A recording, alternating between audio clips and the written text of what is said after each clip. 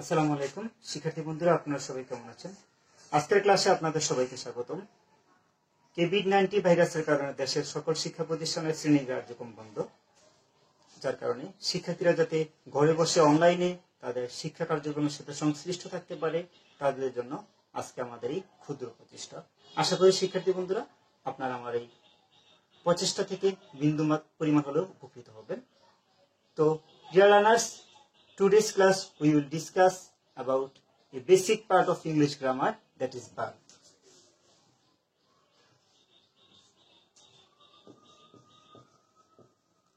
Verb. If you know about verb, at first you have to know what is verb. Verb কি প্রথম আমাদের জানতে হবে। We know that verb is a word that express a state or action or occurrence. অর্থাৎ verb হচ্ছে একটা শব্দ যেটা দ্বারা কোনো কিছু করা বা হওয়া বোঝায়। আমরা উদাহরণের মাধ্যমে দেখতে পাচ্ছি, রহিম প্লেস ফুটবল, অর্থাৎ রহিম ফুটবল খেলে। এই বাক্যটাতে there is a three word, Rahim, place and football. Rahim is the name of person, and we know that a word that express a name of person, that is noun. অর্থাৎ কোন শব্দ যদি কোন ব্যক্তির নাম বোঝায় বা বস্তুর নাম বোঝায়, নাম বোঝালে সেটা হচ্ছে নাউন। তাহলে রহিম এটা নাউন। এখানে football, football is also a noun because it's a name of a thing, এটা একটা বস্তুর নাম। বস্তুর নাম বোঝালেও আমরা জানি সেটা নাউন হয়। এখানে প্লে শব্দটা দ্বারা খেলা করে, তার মানে কোনো কিছু করা বোঝাচ্ছে। আমরা জানি যে শব্দ দ্বারা কোনো কিছু করা বা হওয়া বোঝায় সেটা হচ্ছে ভার্ব। তাহলে এই সেন্টেন্সে প্লে শব্দটা হচ্ছে ভার্ব। আবার যদি আমরা দেখি, Nafi reads a story book. Nafi একটা গল্পের বই পড়ে। এই বাক্যে নাফি ইজ এ নাউন, যেহেতু আমরা একটু আগে বলেছিলাম যখন একটা শব্দ দ্বারা কোনো ব্যক্তি বা বস্তুর নাম বোঝাবে তখন সেটা নাউন। তো Nafi is a noun. Reads it's a verb, read হচ্ছে তার পড়া বোঝায়। নাফি একটি গল্পের বই পড়ে, তাহলে পড়া এটা দ্বারা কোনো কিছু করা বা হওয়া বোঝাচ্ছে, so it's a verb. Story book it's also a noun, কারণ এটা দ্বারা কোনো একটা বইয়ের নাম বোঝাচ্ছে। তো ডিয়ার লার্নার্স, আমরা ইতিমধ্যে বুঝতে পেরেছি যে আসলে ভার্বটা কি। যে শব্দ দ্বারা কোনো কিছু করা বা হওয়া বোঝায় সেটা হচ্ছে ভার্ব। এই দুইটা সেন্টেন্সে রিড এবং প্লে এবং রিড, এই দুইটা ওয়ার্ড হচ্ছে verb. Late us discuss about the kinds of verb.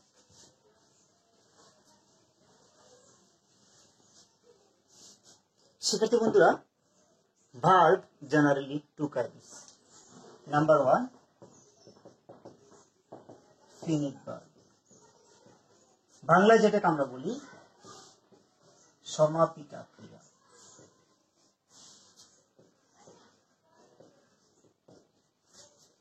Number two, non-finite verb. অসমাপিকা ক্রিয়া। আমরা যে একটু উদাহরণ খেয়াল করি তাই হয়তো ব্যাপারটা একটু বিস্তারিত বুঝতে পারবো। I am giving an example. I read to learn. He reads to learn. They read to learn. এই বাক্যগুলোতে আই রিড টু লার্ন, আমি শেখার জন্য পড়ি। তাহলে এখানে রিড হচ্ছে আমাদের verb, it's a finite verb. কি কারণে ফিনিট ভার্ব আমি পরবর্তী উদাহরণের মধ্যে আপনাদের খেয়াল করতেছি। এই বাক্য লেখা আছে, এখানে সাবজেক্ট হচ্ছে আই, তার সাথে হচ্ছে রিড। পরের বাক্যে হি রিডস টু লার্ন, অর্থাৎ সে শেখার জন্য পড়ে। এই বাক্যে আমাদের ভার্ব হচ্ছে রিডস, এখানে সাবজেক্ট হচ্ছে he, that is third person singular. তাহলে আমরা জানি when in present indefinite tense subject will be in third person singular number, we have to add s or es with the verb. অর্থাৎ যখন subject third person singular number হবে present indefinite টেন্সে, তখন আমরা ভার্বের সাথে s বাই s যোগ করতে হবে। সেই হিসেবে আমরা এখানে s বাই s যোগ করছি। তার মানে কি বুঝলাম, দুইটা বাক্যের সাবজেক্ট দুই রকম হওয়ার কারণে ভার্বটাও এখানে একটু আলাদা হয়ে গেছে। অর্থাৎ finite verb has an agreement with the verb and finite verb is marked for tense, অর্থাৎ finite verbটা ভার্বের সাথে একটা এগ্রিমেন্ট থাকে, অর্থাৎ ভার্ব ও নাম্বার পার্সন অনুযায়ী এটা পরিবর্তন হবে ফিনিট ভার্ব, এবং এটাতে আমরা টেন্সকে চিহ্নিত করতে পারি। এবং এখানেও যদি আমরা দেখি দেরি, দের সাথে আমরা রিড বসাচ্ছি, তার মানে হচ্ছে যে এক জায়গায় দুই জায়গায় রিড, এক জায়গায় রিডস, অর্থাৎ সাবজেক্ট অনুযায়ী এই ভার্বটা পরিবর্তনশীল, এক এক সাবজেক্টে এক এক রকম হবে। আর নন ফিনিট ভার্বটা কি হবে তাহলে আমরা হয়তো বুঝতে পেরে গেছি। নন ফিনিট ভার্বটা এটা সাবজেক্ট অনুযায়ী কখনো পরিবর্তন হবে না, যে সাবজেক্ট যাই হোক নন ফিনিট ভার্বের অবস্থা একই রকম থাকবে, অর্থাৎ non finite verb has not any agreement with the subject and is not mark for tense, অর্থাৎ এটা দ্বারা টেন্স চিহ্নিত করা যাবে না, কারণ এটা যে টেন্সই থাকুক এটার অবস্থা একই থাকবে। কিন্তু ফিনিট ভার্বটা 12 প্রকার টেন্সে এক এক টেন্সে এক এক রকম হবে। আমরা এই সেন্টেন্সে দেখতে পাচ্ছি উদাহরণে টু লার্ন, এখানেও টু লার্ন, এখানেও টু লার্ন। এই টু লার্ন শব্দ হচ্ছে নন ফিনিট ভার্ব। এখানে সাবজেক্ট আই আছে, তাও টু লার্ন, এখানে সাবজেক্ট হি আছে, তাও টু লার্ন, এখানে সাবজেক্ট দে আছে, তাও টু লার্ন। সেক্ষেত্রে বন্ধুরা আমরা কি বুঝতে পারলাম? Finite verb has an agreement with the subject and is marked for tense, অর্থাৎ ফিনিট ভার্বের সাবজেক্ট এবং পার্সন অনুযায়ী পরিবর্তন হবে এবং এটা টেন্স চিহ্নিত করার জন্য ব্যবহার করা থাকে। And non finite verb has not any agreement with the subject and is not marked for tense, অর্থাৎ নন ফিনিট ভার্বটা সাবজেক্টের সাথে কোনো এগ্রিমেন্ট থাকবে না এবং টেন্স চিহ্নিত করার জন্য ব্যবহার করা হবে না। তো শিক্ষার্থী বন্ধুরা, let's discuss about finite verb. শিক্ষার্থী বন্ধুরা, এবার আমরা শিখবো ফিনিট ভার্বের বিস্তারিত। তো ফিনিট ভার্বের সংজ্ঞাটা আমরা ইতিমধ্যে দিয়েছিলাম। ফিনিট ভার্ব হচ্ছে যে ভার্ব সাবজেক্ট এবং নাম্বার পার্সন অনুযায়ী পরিবর্তনশীল এবং টেন্স চিহ্নিত করার জন্য ব্যবহার করা হয়। আর নন ফিনিট ভার্বটাও আমরা সংজ্ঞা দিয়েছিলাম, যে ভার্ব সাবজেক্ট এবং নাম্বার পার্সন অনুযায়ী অপরিবর্তনশীল, অর্থাৎ যেই সেন্টেন্সে থাকুক, যেই সাবজেক্টে থাকুক, যেই পার্সনে থাকুক, এটা সবসময় একই অবস্থা থাকে। তাহলে আমরা এবার ফিনিট ভার্বের সংজ্ঞা যাচ্ছি। How many kinds of finite verb? Finite verb are two kinds. Number one, principal verb. Number two, auxiliary verb. Then what is principal verb and what is auxiliary verb? Principal verb is a kind of verb that has a meaning and that can express its meaning independently. অর্থাৎ principal verb হচ্ছে এমন একটা verb যে ভার্বের অর্থ থাকবে এবং এটা নিজের অর্থ নিজে প্রকাশ করতে পারবে। আর auxiliary verb, it has not any definite meaning and it helps other verb to forming tense and voice. অর্থাৎ অক্সিলারি হচ্ছে এমন একটা ভার্ব যেটা কোনো নির্দিষ্ট অর্থ নাই এবং এটা টেন্স এবং ভয়েস গঠনে সাহায্য করে থাকে।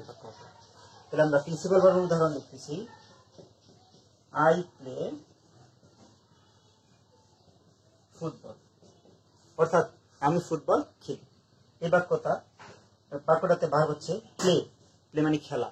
তাহলে এখানে কিন্তু এই প্লে ভার্ব দ্বারা বাক্যের অর্থ সম্পূর্ণ প্রকাশিত হয়েছে, আমি ফুটবল খেলি। আমি যদি আরেকটা উদাহরণ লিখি, I am going to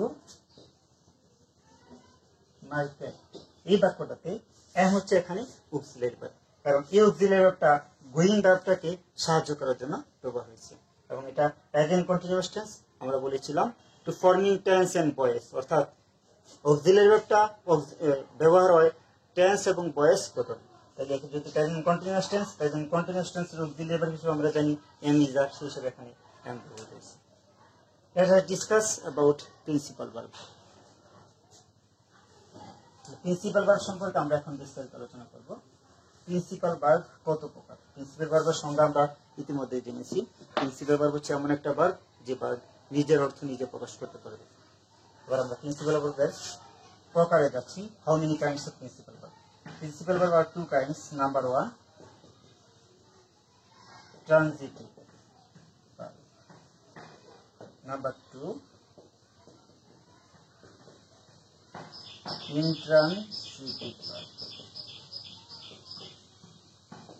transitive verb, transitive verb দ্বারা কি বোঝায়, ইন্ট্রানজিটিভ ভার্ব দ্বারা কি বোঝায়, আমরা একটু উদাহরণ দিলে খেয়াল করতে পারছি।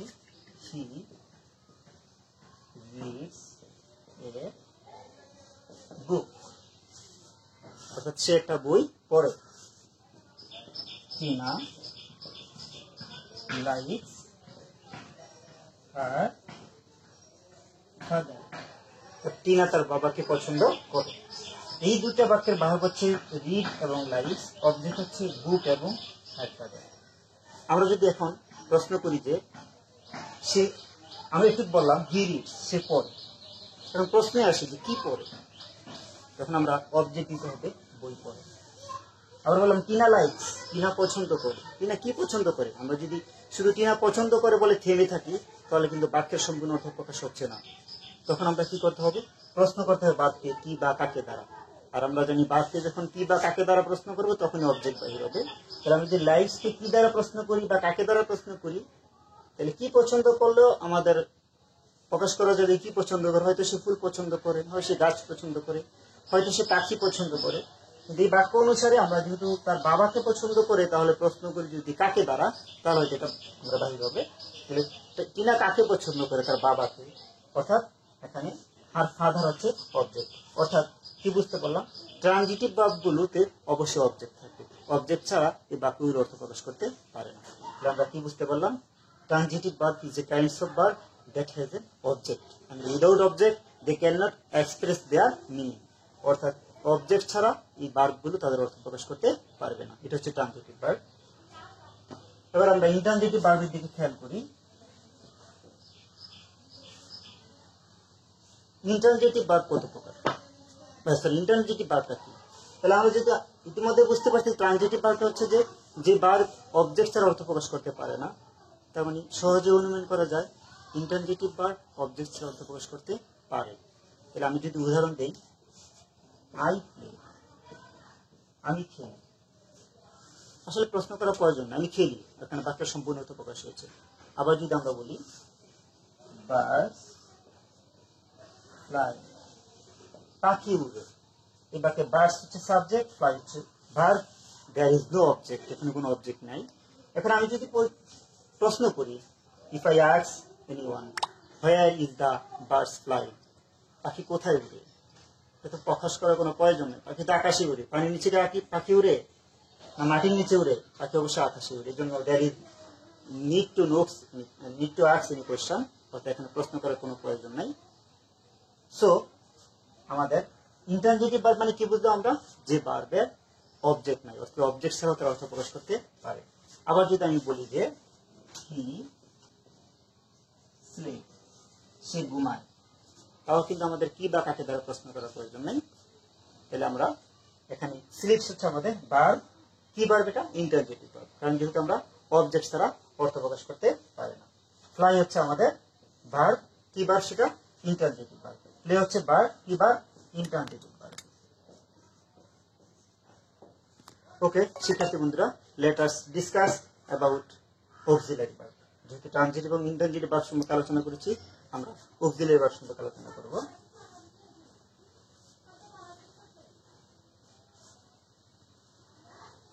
Auxiliary verb is also kind of finite verb. Finite ভার্বে আলাদা একটা প্রকার অক্সিলারি ভার্ব। আমরা এখন ফিনিট ভার্ব নিয়ে বিস্তারিত আলোচনা করতেছি, নন ফিনিট ভার্বে এখন আমরা যাই না। অক্সিলারি ভার্ব,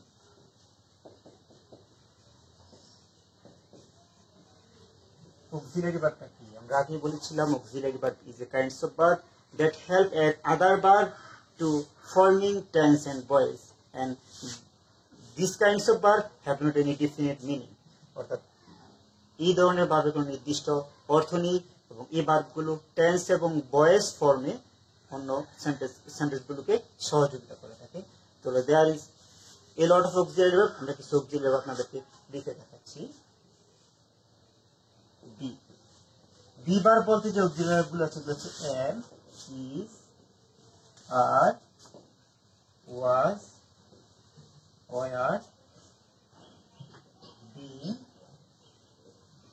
been, এগুলো হচ্ছে বি ভার্ব হিসেবে ব্যবহার হয় এই ভার্বগুলো। তারপরে আর কিছু অক্সিলারি হচ্ছে হ্যাভ ভার্ব হিসেবে, has,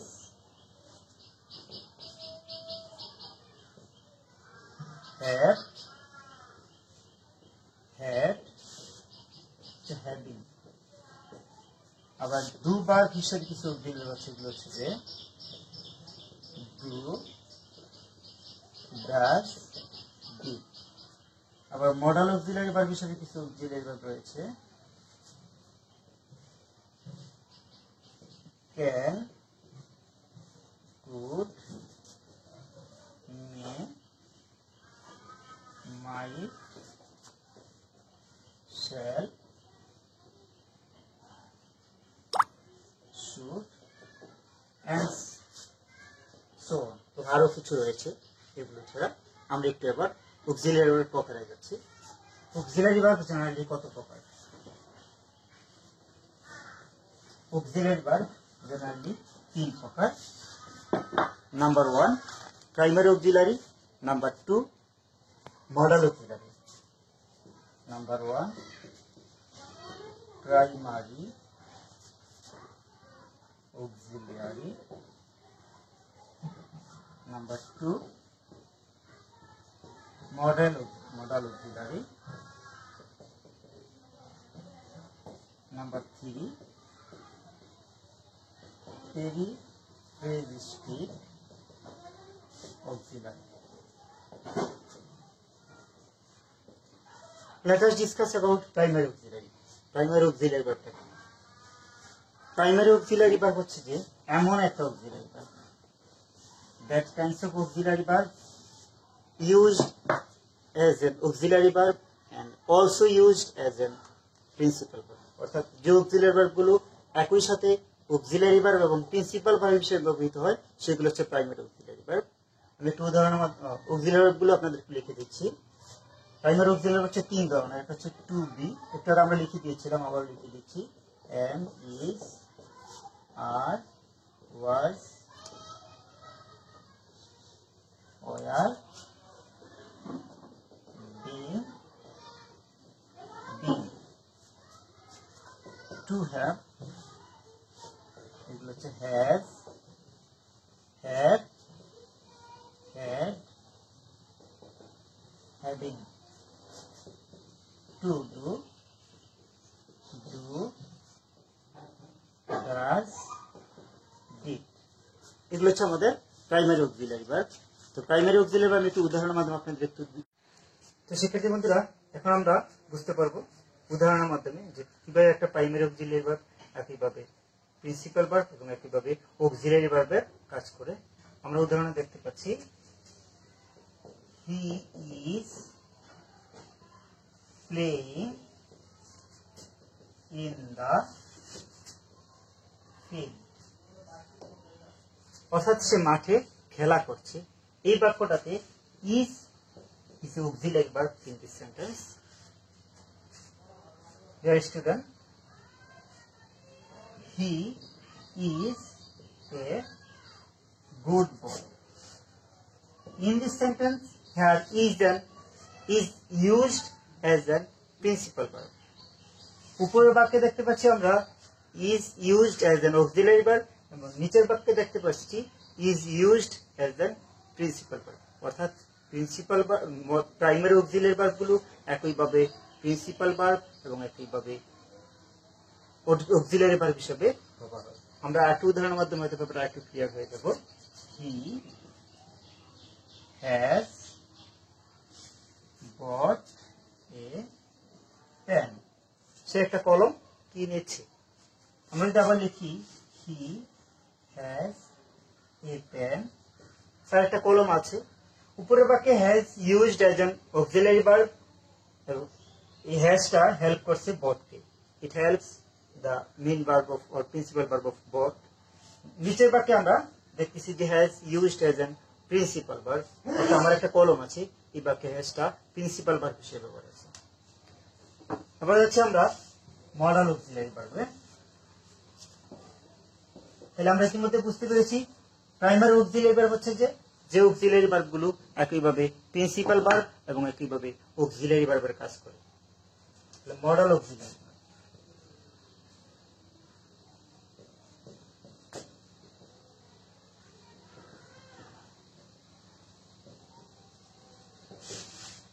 modal auxiliary verb. Modal auxiliary verb আসলে মোট 4টি। এগুলো হচ্ছে যে can, could, may, might, shall, should, will, would, must, need, dare, would better,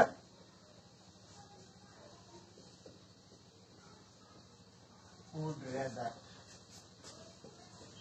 13টি হচ্ছে যে model auxiliary verb.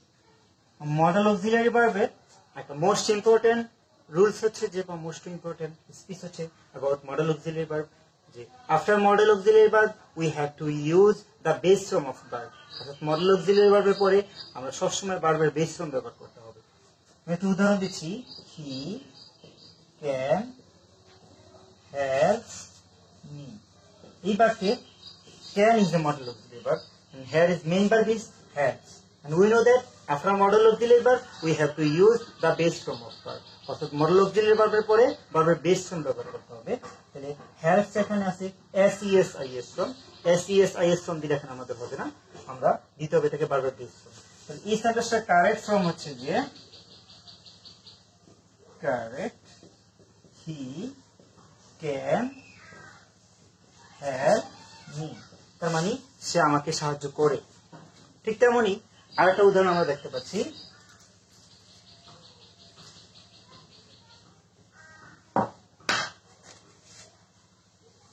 He will goes to school. এই বাক্যে will is a model auxiliary verb, লেখা আছে যে আমরা shall will, will is a model auxiliary verb. তাহলে আমরা জানি after model auxiliary verb we have to use the base form of verb. অর্থাৎ মডেল অক্সিলারি ভার্বের পরে ভার্বের বেস ফর্ম ব্যবহার করতে হবে। Here goes is not the base form of verb, it is the ses form of the verb. তাহলে আমরা এখানে ভার্বের বেস ফর্ম ব্যবহার করতে হবে। তাহলে the base form of goes is go and we have to write go, so the correct form of this sentence is he will go to school, অর্থাৎ সে স্কুলে যায়। এবারে যাচ্ছি আমরা periphrastic modal auxiliary verb. Let us discuss about periphrastic modal auxiliary verb.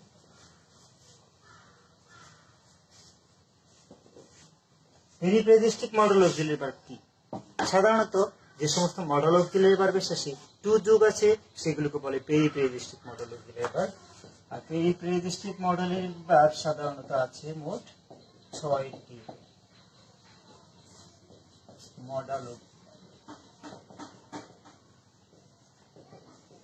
আছে মোট 6টি। Number 1 B2। B2 means B means we know that B means be verb, am is or was were, being being। অর্থাৎ যখন আমরা am2 is2 are2 was2 were2 বসাবো তখন বুঝতে পারবো this is the peripregistic of model auxiliary verb। and be going to, there is also a model of the peripregistic model auxiliary verb is be going to। be means again am is or was were, have is, am is or was were, been been। অর্থাৎ be verb হিসেবে যে auxiliary verb গুলো আছে primary auxiliary verb, সেখানে আমরা এখানে বসতে পারি am going to or is going to, are going to, was going to, were going to। দেন আছে used to, দেন আছে have to, দেন আছে be about। আরেকটি পেরিপ্রেজিস্টিক মডেল অক্সিলারি ভার্ব হচ্ছে ought to used instead of should। অর্থাৎ should এবং ought to একই অর্থ ব্যবহার হয়, should এর পরিবর্তে আমরা ought to ব্যবহার করতে পারি। আমরা একটু উদাহরণ দিচ্ছি, he is to go to market। কোন কাজ করতে হয় বুঝাতে সাধারণত be to ব্যবহার হয়। তাহলে he is to go to market, what's the meaning of the sentence?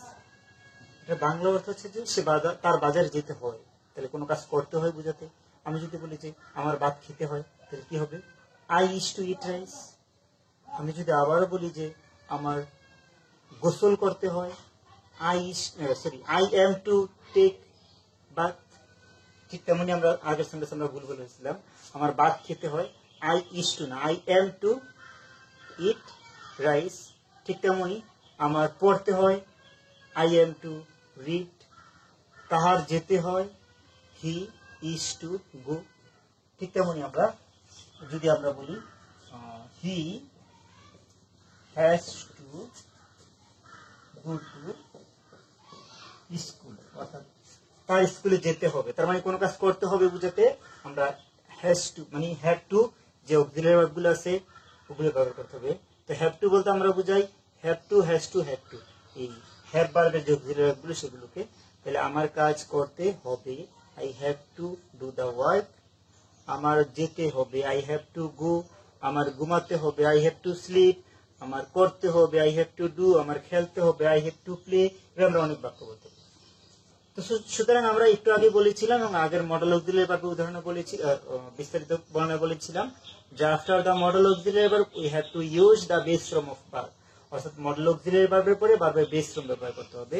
So পেরিপ্রেস্টেড model auxiliary verb তো একই কথা, তারপরে ভার্বের বেস ফর্ম ব্যবহার করতে হবে। ইজ টু, এরপরে গো আছে, হ্যাজ টু, এরপরে গো আছে। তো শিক্ষার্থী বন্ধুরা, আজকে আমাদের এই পর্যন্ত। আমাদের আরো রয়েছে ভার্বের আরো কিছু ফর্ম রয়েছে, প্রকার রয়েছে। আমরা যে নন ফিনিট ভার্ব সম্পর্কে আমরা এখনো আলোচনাই করি না, নন ফিনিট ভার্ব সম্পর্কে বিস্তারিত আলোচনা করবো। ভার্বে আরো ফর্ম রয়েছে cognate verb, factitive verb, linking verb, তারপর হচ্ছে যে ভার্ব অফ পারসেপশন, এরকম আরো অনেক ধরনের ভার্ব আমাদের রয়েছে। আমরা আশা করি আমাদের পরবর্তী টিউটোরিয়ালে ওই ভার্বগুলো নিয়ে আলোচনা করবো। তো শিক্ষার্থী বন্ধুরা, আজকে এই মুহূর্তে আমাদের এখানেই শেষ করছি। তো তোমাদের কাছে যাওয়ার সময় আমার শেষ কথা হচ্ছে যে এই সময় আমরা সবাই ঘরে থাকি, কোনো প্রয়োজন ছাড়া বাহিরে বাইরে না হই এবং সরকারি নির্দেশ মেনে চলি, ঘরে থাকি, নিজেকে এবং নিজের পরিবার সবাইকে সুস্থ রাখি। ধন্যবাদ সবাইকে। আসসালামু আলাইকুম।